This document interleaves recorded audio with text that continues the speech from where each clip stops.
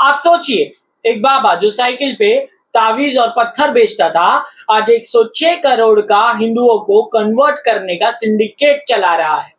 आज हम बात करेंगे जलालुद्दीन उर्फ छांगुर बाबा की। और क्या छांगुर बाबा इकलौता आदमी था जो सिंडिकेट चला रहा था, या ऐसे और भी लोग हैं भारत में जो हिंदुओं को कन्वर्ट कर रहे? भारत में लव जिहाद का मामला तो था ही, मगर छांगुर बाबा के अरेस्ट होने के बाद एक और सिंडिकेट सामने आया है जो हिंदू लड़कियों को पैसे देके कन्वर्ट करवा रहा था। और हम बात करेंगे कि पिछले 5 साल में ऐसे कितने लोग अरेस्ट हो चुके हैं जो हिंदुओं को कन्वर्ट कर रहे थे, और इन सारे कन्वर्जन के पीछे क्या हिंदुओं की गलती है।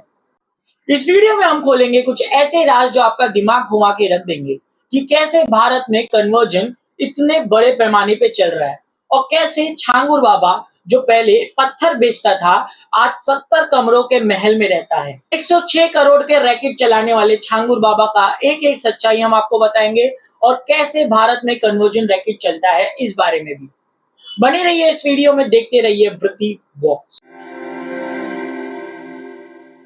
इस पूरे कन्वर्जन सिंडिकेट का मास्टरमाइंड था जलालुद्दीन बाबा यानी छांगुर बाबा, जो बलरामपुर उत्तर प्रदेश में अपने 70 कमरों के महल में रहता था।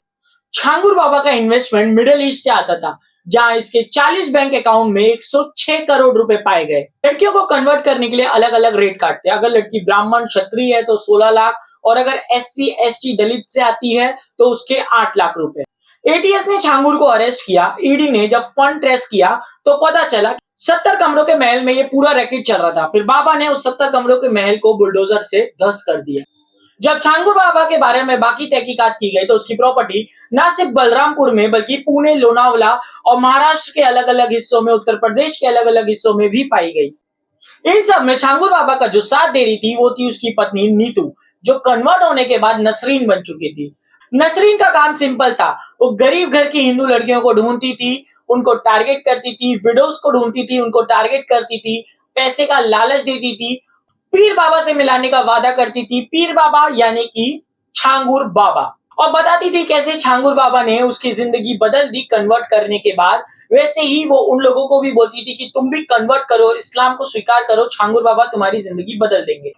ये छांगुर बाबा जो सूफी संत होने का दावा करता था, वो इनलीगल कन्वर्जन का रैकेट चला रहा था। अब इसके अरेस्ट होने के बाद ये सवाल उठता है, क्या छांगुर बाबा इकलौता था, या उसके जैसे और भी लोग भारत में घूम रहे हैं जो लोगों को कन्वर्ट कर रहे हैं। द हिंदू की 2024 की रिपोर्ट को माने तो साल 2022 से लेके 24 तक भारत में हिंदुओं का कन्वर्जन 5.5 लाख के करीब हुआ।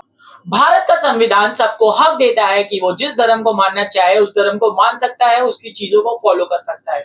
मगर क्या किसी को पैसे का लालच देके या फोर्सफुली किसी को कन्वर्ट किया जाए, क्या इस चीज को भारत का संविधान अलाउ करता है?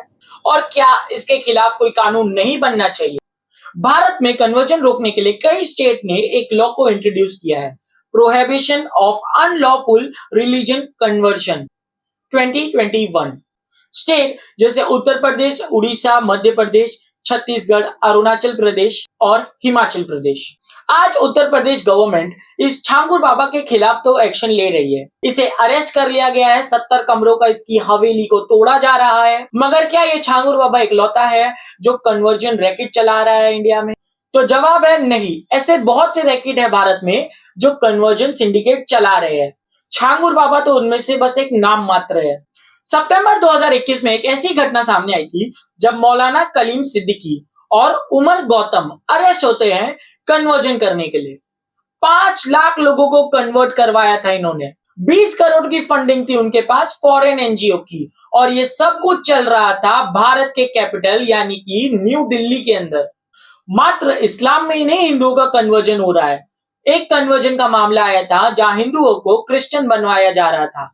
ये मामला था मेरठ उत्तर प्रदेश का। एक डेंटिस्ट जिसने कैंप लगाया और 40 से ज्यादा लोग को हिंदू से क्रिश्चियन में कन्वर्ट करवा दिया, उनसे प्रार्थना करवा के, इस प्रॉमिस पे कि उनको हेल्थ एड मिलेगा और पैसा मिलेगा। यूपी पुलिस के द्वारा इनको अरेस्ट किया गया अंडर एंटी कन्वर्जन लॉ। अब बात करते हैं कि ये इतने बड़े बड़े सिंडिकेट भारत में कन्वर्जन खुलेआम कैसे कर रहे हैं।